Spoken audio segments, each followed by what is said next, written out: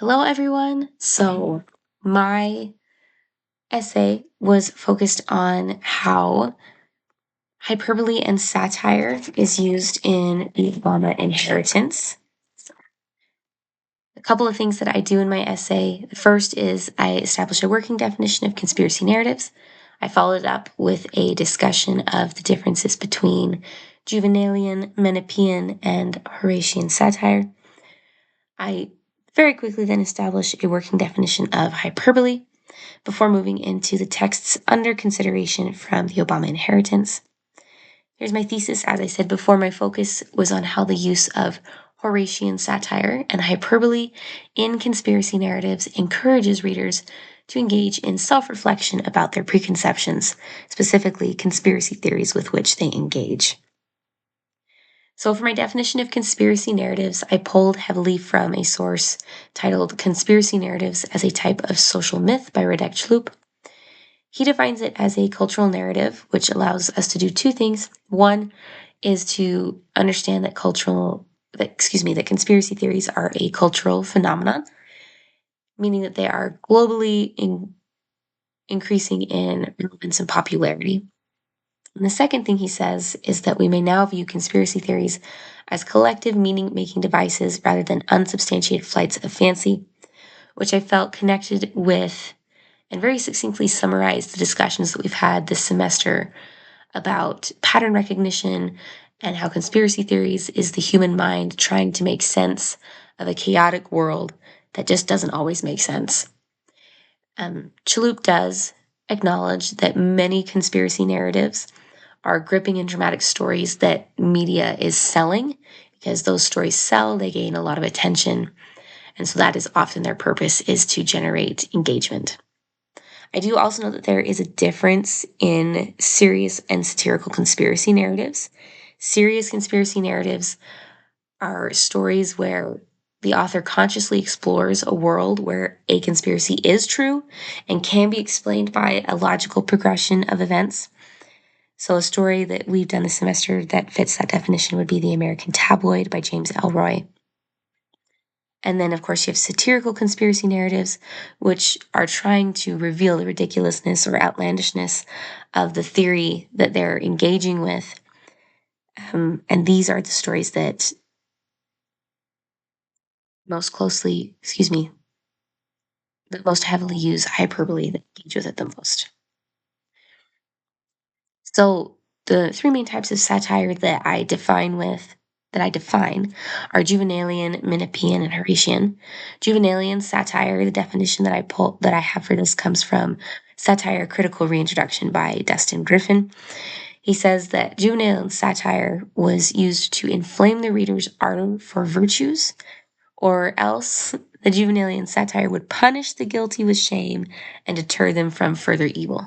So it was very serious and not at all gentle. It was a very direct form of satire.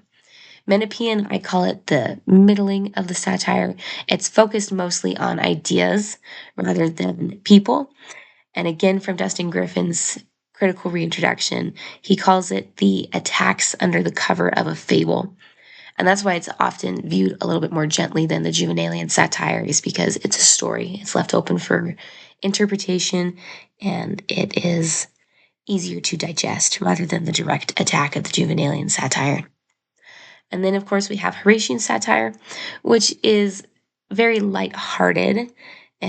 Griffin describes it as an attempt to laugh men out of their follies, and as a type of satire that really tried to avoid aggression, which is what I assert in my essay is most clearly evident in the Obama inheritance. And then, of course, a quick definition of hyperbole. I pulled this from Two Layers of Overt Untruthfulness When Irony Meets Metaphor, Hyperbole of Meiosis by Marta Dino. She asserts that hyperbole is extreme excess, exaggeration that magnifies or downscales a state of affairs, overstatement, and a manipulative representation of facts. And then I also added in Attila L. Nemesi's quick thought on hyperbole, which is that it is the augmentation of the intensity of the real state of affairs to extremity. I didn't note this in the table of contents, but I do take a brief moment to discuss um, why conspiracy theories are relevant and why we sometimes see an increase in the conspiracy theories, just because of the connection that that topic has to the foreword of the Obama inheritance, in which Gary Phillips explains his inspiration for creating the collection. Um, I talked about this. I found an article titled Narrating Conspiracy Theories, A Paradoxical Ethics of Otherness, Propaganda, and Mistrust, in which the authors assert that conspiracy theories arise in periods of crisis, when there's mass sociocultural phenomenons, and when media is relaying the discourse demanded by the audience.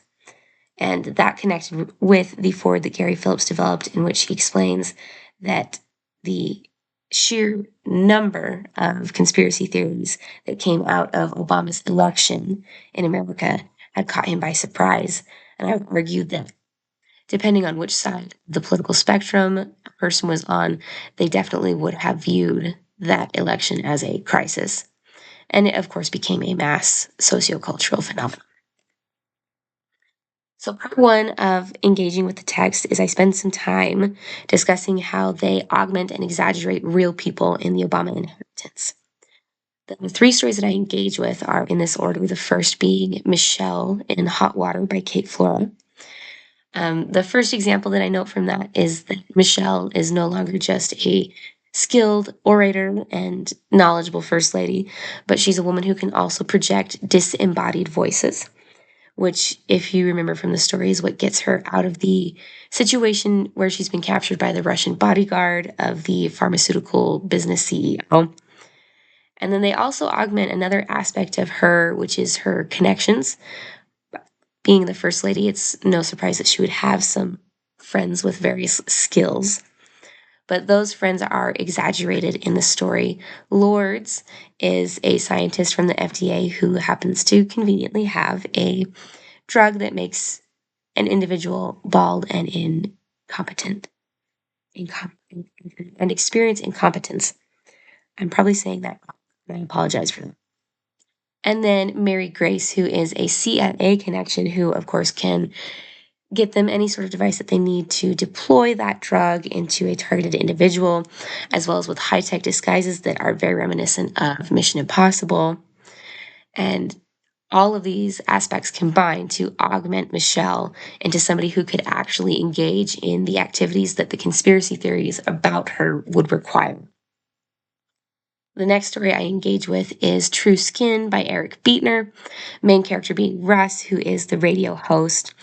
I know a couple different individuals that he is reminiscent of. The story itself references Limbaugh. Um, Alex Jones was someone that also came to mind as I was writing the essay, as well as Andrew Tate, if that's an individual that you are familiar with. But the pattern of speaking for Russ, his desire to make money off of his show, and his knowledge on how to stir up the audience to get them more engaged are all augmented in this story and explicitly stated so that it's more clear to the reader what exactly is going on. The final story that I engage with is Evens by Nisi Shaw, which augments Ruth Bader Ginsburg, and Shaw very effectively balanced creating a realistic 80-year-old and also augmenting her abilities. She notes throughout the story that Ruth's mind is sharper than the people who are younger around her, and she also extends that mental quickness to the reflexes that Ruth has in the story, which allows her to protect her bodyguard when they have to take the Senate minority leader back to the base, as they call it. So all of these things combine to gently force the reader to consider what exactly would be required of these real people in order to engage in the conspiracy theories that they're being accused of being a part of. Um, and again, it's done very gently, very subtly. The reader has to pick up on it on their own, but it forces people to reconcile the fact that this is a real person with a normal level of skills with the conspiracy theories, which would require a much more specific and highly trained set of skills. The second part of my engaging with this text is I address how the stories ignore their consequences. I will admit that this was the trickiest part of the essay, and as I'm doing this presentation, I am still working on this part closely. But what I've attempted to do is show how, by ignoring consequences in their stories, they are again forcing their readers to contemplate what a reality where the conspiracy theory is actually true would look like and what it would require in order to be true. That probably didn't make sense. I apologize. Continuing. So for Michelle in Hot Water, I talked about Ellie Jenner, which is the older woman who turns invisible and that ability. And I talk about the consequences of that ability, whether it is technological or some sort of natural mutation that has magically occurred for Ellie Jenner, has significant ramifications for the real world. And again, it's just another attempt by Flora to gently poke at her readers' beliefs in Michelle's involvement in espionage. One of those moments where it's like, well, if Michelle is doing this, then this could also be true. And if this couldn't be true, then why would you think that Michelle could be involved in this? For True Skin by Eric Beetner, I talk very specifically about the murdering spree that the lizards go on after Russ refuses to stop talking about them, as just an interesting moment where perhaps those that engage with this conspiracy theory don't consider what it would actually take to keep that sort of secret and what would happen logically when that secret was revealed. And then Evans by Nisi Shaw. Once Ruth Bader Ginsburg takes the Senate Minority Leader back to the base, it appears he attempts to murder her towards the end of the story, at least get to her to cause her physical harm. And she notes that he tries to run directly at her in the base, which is ineffective because of the time warps that they have in the base, which is another moment very similar to the Michelle in Hot Water, Ellie Jenner's invisibility moment, where it's like if cloning is real and something that is actually happening behind the scenes, do you not realize what other sort of technological advancements would have had to have happened in order for that to be accomplished? If cloning is a possibility, then why not time travel? And putting those two equally, I don't want to say outlandish, but those very out there ideas that if cloning is possible, then why wouldn't we have reached the point where this is also possible as a society? Again, if that didn't make much sense, I am still working on this portion of the essay trying to smooth out all the kinks. So hopefully it turns out fine in the end.